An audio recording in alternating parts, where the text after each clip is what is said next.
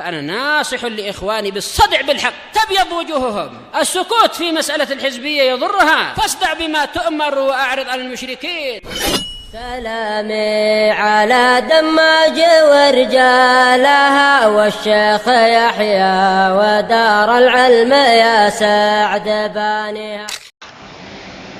بسم الله الرحمن الرحيم. الحمد لله والصلاة والسلام على رسول الله wa ala alihi wa sahbihi wa man walah. Ma ba'd. Sebelum kita melanjutkan bacaan berikutnya terhadap kitab Syarah Umdatul Ahkam, seperti biasanya hadisnya seperti terlebih dahulu. Tafadhalu.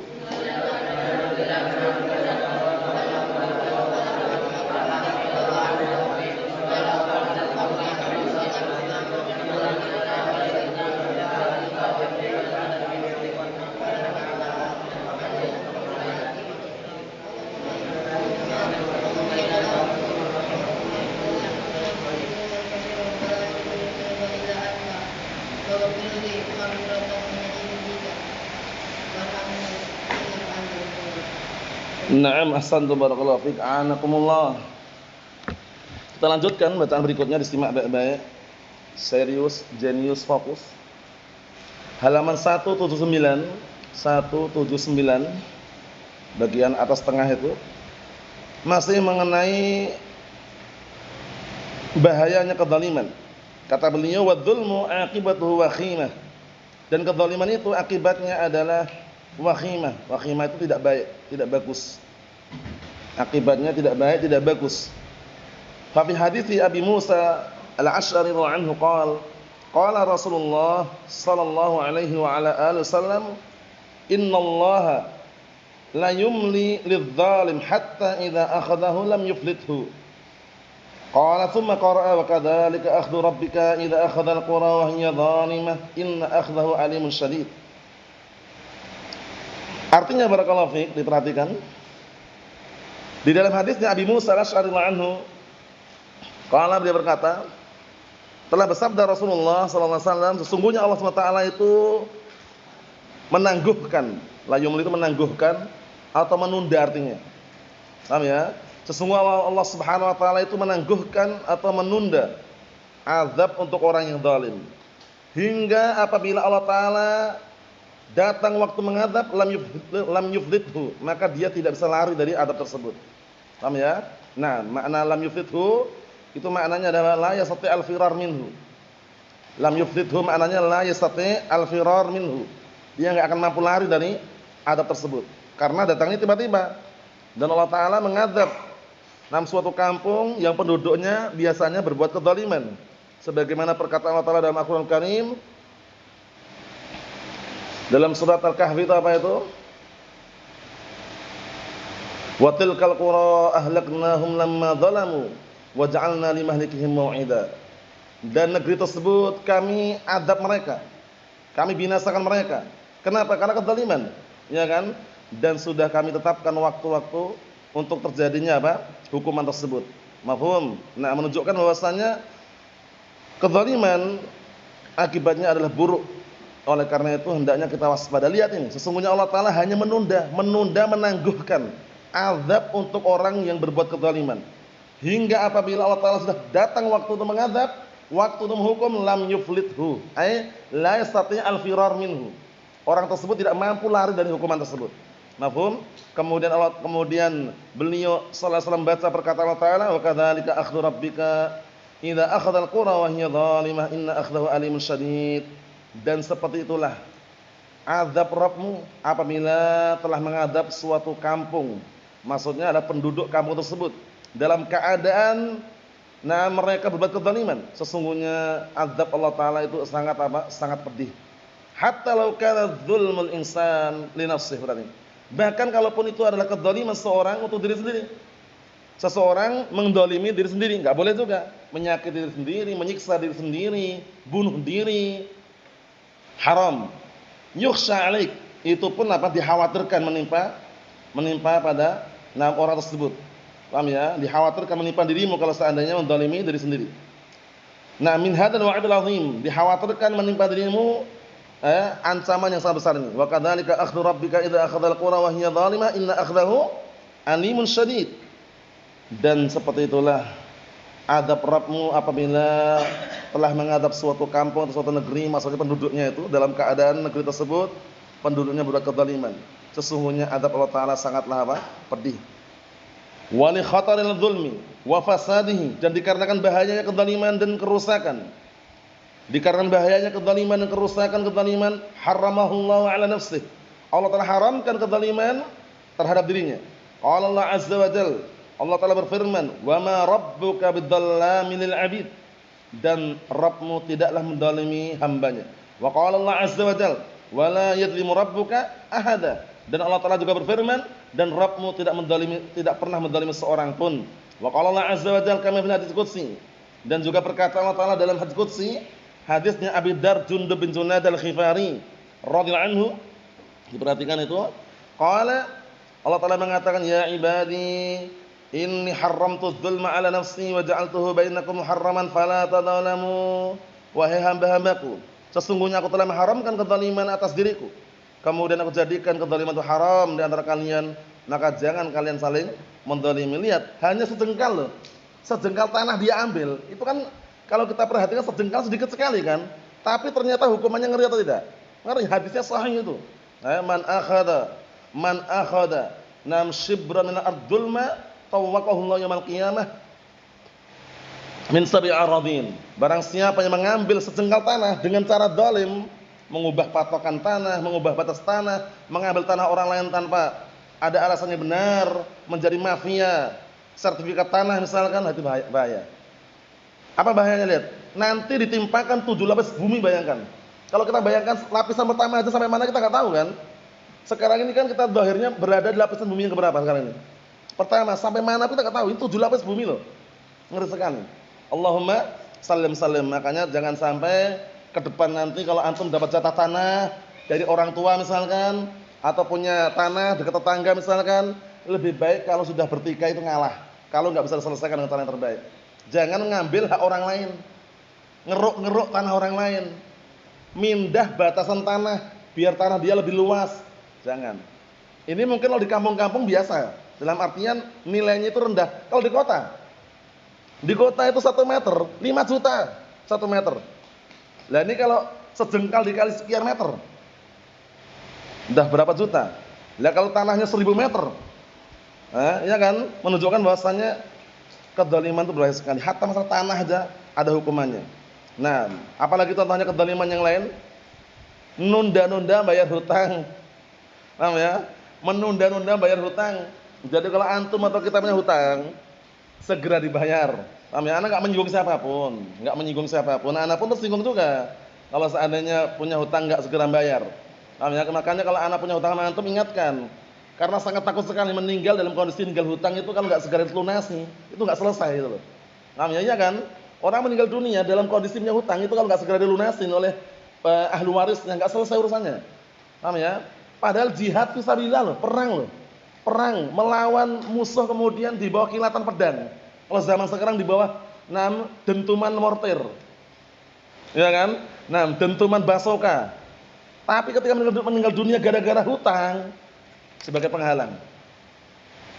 Makanya termasuk kezaliman apa? Menunda-nunda pembayaran hutang. Apa dalil Zam? Pendek, simpel, padat. Matlul ghaniyyi dzulmun. Matlul ghaniyyi dzulmun.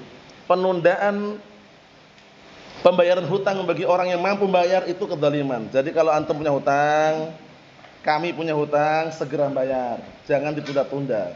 Paham ya? Penundaan pembayaran hutang itu berakibat kadang lupa, ya, kadang pura-pura enggak punya hutang, ya, ketemu pun enggak enak, ketemu di gang dari gang lain. Paham ya? Jangan. Pastikan segera ditunaikan, segera dilunasi hutang tersebut. Ada doa. Doa ini luar biasa. Bagi yang bisa benar-benar meresapi dan meyakini. Doa agar dimudahkan bayar hutang. Apa doanya, Sa'ad? Allahumma kfini Hizam, Allahumma kfini bihalalika an haramik wa aghnini bifadlika amma siwak. Doa dimudahkan bayar hutang. Bayangkan dulu. Antum punya hutang ratusan juta, miliaran, milioner, oh ya, milionan misalkan, triliunan misalkan, baca doa ini biar dimudahkan. Bukan berarti lunas loh ya. Maksudnya tetap utang ada, cuman dia dimudahkan. Untuk apa? Mencari jalan-jalan untuk apa? Mencari jalan untuk mendapatkan uang untuk melunasi hutang tersebut. Allahumma kfini bihalalika an haramik wa aghnini bifadlika amma siwak. Mungkin Anda pernah dengar itu ya, hadisnya itu ya. Nah, itu dikenal dengan hadis yang na'am barakallahu fiik, na'am luar biasa. Dimudahkan oleh Allah Subhanahu wa taala untuk pembayaran pelunasan hutang. Tapi tetap bayar juga, cuman dimudahkan jalan-jalan untuk mendapatkan sesuatu yang besar untuk bayar hutang. Sudah dipahami? Nah, kita lanjutkan lagi. Wadzalim fid dunya na'am yash'ur bi'idhamid dzanbi.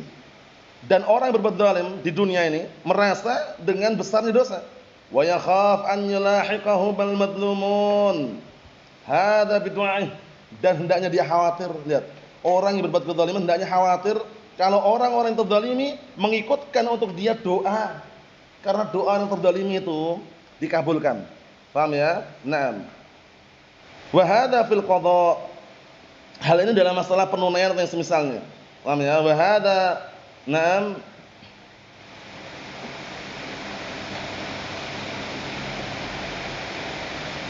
wa hadza bisutuwatihi wa quwwatihi. Dan ini dengan apa? Dengan barakallahu fiik, kekuatan dia. Orang yang mendoakan tadi itu luar biasa doanya dikabulkan oleh Allah Subhanahu wa taala. Yaqul, seraya mengatakan, dan Nabi sallallahu alaihi wasallam yaqul, dan Nabi sallallahu mengatakan wattaqid da'watal madlum fa innahu laisa bainahu wa bainallahi hijab. Lihat ini. Waspadalah, berhati-hatilah dengan doa orang yang terzalimi, dikarenakan tidak ada antara dia, antara doa tersebut dan antara Allah taala pemisah. Paham ya? Nah, bisa dipahami ya? Antara orang yang berdoa dengan Allah taala itu enggak ada pemisah, doanya dikabulkan. Makanya kalau barakallahu fiik, mendolimi saudaranya, mungkin dengan cara dia pernah ngerumpi, ya kan? Atau mungkin pernah mengambil hartanya, atau pernah menghibai, atau pernah namimah, segera minta maaf selama memungkinkan. Paham? Kalau enggak memungkinkan, memperbanyak doa kebaikan untuk orang tadi. Di antara solusinya itu. Karena mungkin orang sudah pergi, orangnya jauh, enggak ketemu lagi, tapi dulu dia pernah ngerumpi orang tadi, pernah menghibai orang tadi, maka sebutkan kebaikan-kebaikan untuk orang tadi. Paham ya? Ternyata orang itu enggak seperti dulu yang kita bayangkan, misalkan seperti itu. Wa fil qabr hina yusadu fitilkal hafrah, dan di kuburan. Paham ya? Ketika sudah dibentangkan di lubang tersebut, dibentangkan, ditidurkan di lubang tersebut. Lubang apa ini maksudnya? Lubang kuburan. Ta'tihi al-madzalim, kemudian mendatangi dia semua jenis kezaliman-kezaliman. Fayadhiqu alaihi qabrah, kemudian persempit kuburan yang ngeri sekali. Barakallahu fiik. Allahumma sallim. Lihat, ngeri sekali. Wa yastaddu alaihi haluh, dan keadaannya sangat parah, keadaannya ngeri, mengerikan, meresahkan. Wa fil qiyamah, nanti dari kiamat, la yumkin an yadkhul ahadul jannah wa 'indahu li ahadin nas madlamatan. Lihat ini. Enggak memungkinkan untuk masuk surga seorang pun manakala dia punya kezaliman terhadap orang lain. Paham ya? Jadi kezaliman itu ngeri sekali. Barakallahu fiik. Kelihatannya orang kadang santai, tenang, ya kan? Kalau yang namanya kezaliman, barakallahu fiik, nanti di hari kiamat dituntut, ditegakkan keadilan seadil-adilnya, hingga kambing yang tidak bertanduk saja, didatangkan kambing yang bertanduk. Paham ya?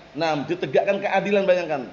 Padahal barakallahu fiik, untuk hewan-hewan ini kan bukan penduduk surga, bukan penduduk neraka juga kan. Syahidnya ditegakkan keadilan. Paham maksudnya? Walaupun hewan padahal, apalagi manusia kan itu. Dan lihat, wala budda minal muqassah, dan harus yang namanya al-muqassah ditunaikan, dikisos. Maksudnya dibalas dengan yang serupa atau dibalas dengan yang selayaknya. Ditetapkan hukumannya bainal ibad, di antara para hamba-hamba. Fayaqtas, itu kayaknya kurang itu. Kayaknya ada yang tulisannya ini kayaknya kurang tepat itu. Yang tepat itu fayaqtasu. Qafnya itu barakallahu fiik terbalik kayaknya. Gimana, benar enggak?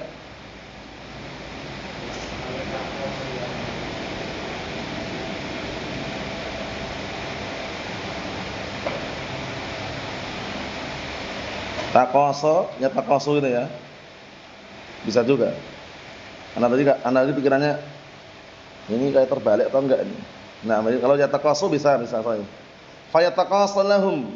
Maka mereka saling mengkisas, saling apa? Membalas dengan balasan yang layak lahum pada mereka bil hasanat was sayyi'at, dengan kebaikan dan dengan juga kejelekan yang mereka miliki. Jadi saling dikisas, saling balasi. Laisa hunaka dananir wala darahim wala mahsubiyat. Di sana tidak ada dinar wala dirham wala sesuatu yang dihitung sebagai barang apa? Barang berharganya, wala wasatat, dan juga tidak ada perantara-perantara di sana. Enggak ada wisata, enggak ada. Perantara-perantara enggak ada. Maksudnya perantara yang bisa membantu enggak ada. Wa innama hiyal hasanat was sayyi'at. Hanya saja nanti di akhirat adanya kebaikan dan keburukan, kebaikan dan kejelekan. Fa in faniyatil hasanatu ukhidha min sayyi'atih. Ngeri ini. Maka jika habis kebaikan-kebaikannya, diambilkan kejelekan-kejelekan orang yang terzalimi tadi, summa turihat alaih, kemudian ditimpakan kepada orang yang berkezaliman, kama fi hadisil muflis inda Muslim, sebagaimana hadis mengenai apa? Orang yang muflis di dalam Sahih Muslim. Jadi orang yang muflis bukan orang yang bangkrut dagangannya, bukan orang yang tidak punya harta, bukan orang yang tidak punya harta simpanan, tapi orang yang apa?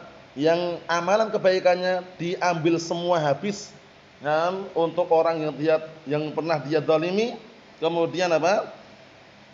Kejelekan-kejelekan orang yang terzalimi ditimpakan pada orang yang berbuat zalim tadi, waliyadzubillah. Qauluhu dzulman katsira fi riwayah kabira. Ini masih sambungan doa itu ya. Allahumma inni dzalamtu nafsi dzulman kabira, dalam riwayat. Kalau yang kemarin itu dzulman katsira. Ya Allah, sesungguhnya aku berbuat kezaliman terhadap diriku dengan kezaliman yang banyak. Dalam riwayat, kezaliman yang besar. Fadzulmu katsir. Maka kezaliman itu banyak. Rubbama yakunu bil kalam. Terkadang kezaliman bisa dengan kalam, ucapan, ya kan? Makanya kalau berucap, ngobrol sama temannya, anak ingatkan sekali lagi dan berkali-kali, jangan muncul lafaz-lafaz hewan. Itu enggak bagus, apalagi santri, apalagi udah paham syariat, ya kan? Kalau antum melihat sesuatu yang mengagumkan, cukup subhanallah, masyaallah, Allahumma barik, gila. Paham ya? Naam. Kurang tepat itu. Karena Nabi SAW menganjurkan dalam hadis yang sahih, idza ra'a ahadukum syai'an yu'jibuhu falyubariklah. Anu kalian semakna ya. Apabila salah seorang di antara kalian melihat sesuatu yang dia kagum terhadapnya, falyubariklah, maka doakan keberkahan untuknya. Paham ya? Bukan gila. Paham salah sadikun? Na'am barakallahu fiik. Diganti dengan kata-kata yang lain, masyaallah, Allahumma barik, subhanallah, kan itu. Paham ya? Nah, pertama ada syariat, kedua jangan sampai ternyata diuji dengan ain tadi. Nah, al-ainu haqqun. Ain itu benar adanya. Dia bilang gila, ternyata langsung roboh apa? Pohonnya misalkan enggak tahu juga. Paham ya? Namanya ain itu benar adanya ya. Makanya cukup dia mendoakan keberkahan, masyaallah, Allah barik, seperti itu. Melihat saudaranya penampilannya rapi, ganteng, masyaallah, Allah barik fiik gitu. Dan gila, paham ya? Itu dihindari. Paham ya? Dihindari karena kurang tepat. Dan lihat lagi, wa rubbama yakunu bil fi'il, kalau tepat ya. Bil fi'il kelihatannya tepat ya. Bil fi'il itu kebanyakan ada alifnya diluruskan. Yang cocok dengan bil kalam, bil fi'il. Terkadang juga kezaliman dengan perbuatan, bil fi'il. Mukul saudaranya, ngambil uang saudaranya, ngebully saudaranya, ngeprank saudaranya. Paham ya? Nah, diminum aja itu airnya enak, ternyata dikasih air garam. Allah musta'an. Dulu pernah. Paham ya? Semoga enggak ada lagi ya. Nah, itu enggak bagus, enggak pantas. Namanya nipu orang lain. Alasannya ngeprank kan bohong. Nah, makanya Ahlus Sunnah menghindari seperti itu. Wa rubbama yakun bil qalb, dan kezaliman dengan qalb juga bisa, qalb dengan hati. Nah, mesti misalkan benci, ya kan? Dengki, iri dengan hati atau enggak itu? Dendam, Kita lihat kasu'idzan seperti berburuk sangka, wal hasad iri, wal ghil dendam. Hadil amrad dzalimatun, penyakit ini adalah kezaliman, ghasyimah yang berbahaya. Fasadat bisababiha asy-syu'ub wal buldan sahih. Yang telah rusak dengan sebab tadi itu, dengki, iri, berburuk sangka tadi itu rusak negeri-negeri dan juga apa? Nah, barakallahu fik bangsa-bangsa. Bangsa rusak dan negeri rusak. Syu'ub bangsa, buldan negeri. Negeri bangsa rusak. Sebabnya karena tadi itu kedzaliman yang berupa apa tadi? Dendam. Nah, di Yaman ini anak kisah nyata. Orang Yaman itu dikenal dengan arqaquluban. Paham ya? Hati-hati mereka itu lembut. Kalaupun kelahi ribut, itu nanti kalau dipisah damai, itu kayak teman lagi. Beda sama orang Indonesia atau yang semisal mereka. Kadangkala ini kita bicara yang di luar yang enggak paham syariatnya. Nah, kalau paham syariat insyaallah bisa mengendalikan. Itu kalau misalkan selesai sekarang nanti masih gondok, grundel, nanti manggil teman-temannya biasanya. Tawuran, ribut itu orang Indonesia seperti ini. Orang Yaman enggak. Padahal sudah kelahi, kepalanya bocor bayangkan. Anda lihat langsung soalnya. Kepalanya bocor, satunya ditusuk pakai kayak janbia itu, yang ditaruh depan yang senjata orang Yaman itu. Berdarah-darah pokoknya, didamaikan, ketemu akrab lagi. Enggak ada istilahnya dendam, enggak ada. Nah, ada orang Indonesia ini bermasalah dengan orang Arab waktu itu. Ribut kelahi. Orang Arab dah ngejak damai, ngejak salam-salam, orang Indonesia enggak mau dia. Orang Indonesia enggak mau. Padahal orang Arab pun dekat-dekat mau ngejak salam, mau damai gitu loh.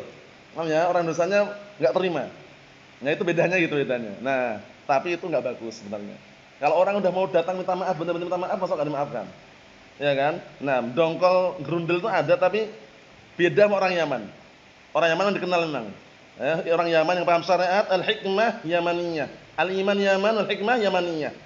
Dikenal arqaquluban. Hati-hati mereka itu lunak, lembut. Nah, ini kita bicara yang paham syariat loh ya. Kalau yang enggak paham syariat, Rafidhah Yaman bagaimana? Syiah Rafidhah sana yang merangi Ahlussunnah itu. Nah, kita lihat lagi, wa rubbama yakunu bil qaul. Kadang dengan ucapan, kedzaliman dengan ucapan juga. As-sab wal ghibah wan namimah wasyatm wal la'n. Seperti mencaci maki, menghibai, adu domba, kemudian mengejek, melaknat. Nah, itu dihindari semuanya barakallahu fiik. Jadi kalau masalah kedzaliman ini kita harus hati-hati benar. Hati-hati semaksimal mungkin. Paham ya? Naam. Wa rubbama yakunu bil fi'l, terkadang dengan perbuatan. Kedzaliman dengan cara apa? Perbuatan lihat ini. Kal qatl membunuh, wa darab mukul, wasarakah mencuri, wa nahbah. Nahbah itu ngerampok. Paham ya? Ngerampok, ngambil harta tanpa seizinnya, ngerampok itu paksa. Nah, ghadalik dan selain itu. Paham insyaallah? Nah, itu semuanya kedzaliman yang harus kita hindari. Jangan sampai kita termasuk orang-orang yang berbuat kedzaliman tapi tidak terasa. Bedakan apa barakallahu fiik? Kedzaliman dengan kebijakan. Karena orang mungkin kadang-kala menganggap kebijakan itu kedzaliman. Misalkan kebijakan suatu tempat di markis misalkan orang yang melanggar push up misalnya, zalim. Paham ya? Nah, itu bukan kedzaliman, itu kebijakan yang ditetapkan fungsinya itu apa? Melatih bahwasanya untuk diajak disiplin dengan peraturan yang ada. Kecuali kalau menghukum orang yang memang dia tidak pantas dihukum misalkan, itu baru kedzaliman. Mungkin nanti diluruskan, ada permintaan maaf yang semisalnya. Tapi kalau benar-benar bersalah, kemudian ada kebijakan seperti itu bukan kedzaliman. Jadi kalau dia mendoakan kejelekan, belum tentu sampai kepada orang yang dia doakan kejelekan. Paham ya? Nah, doakan kejelekan. Karena dulu sempat ada yang seperti itu ya modelnya ya. Nulis di kertas itu semoga rumahnya terbakar katanya. Allahul musta'an. Nah, dulu ada dulu. Nah, nasallaha an yahdiyahum. Itu enggak tepat seperti itu. Karena marah sama gurunya mendoakan kejelekan seperti itu enggak tepat karena marahnya kena hukuman, enggak tepat. Karena dia melanggar juga. Semoga rumahnya terbakar apa lupa waktu itu. Allahul musta'an. Naam. Jadi ingat-ingat ya. Nah, kedzaliman yang murni kedzaliman ini berbahaya sekali. Nah, bukan hanya dunia bahayanya, bahkan di alam kubur, bahkan nanti sampai di akhirat. Nasallaha as-salamata wal afiyah. Yang berikutnya pada pertemuan yang akan datang insyaallah taala. Walhamdulillahirabbil alamin.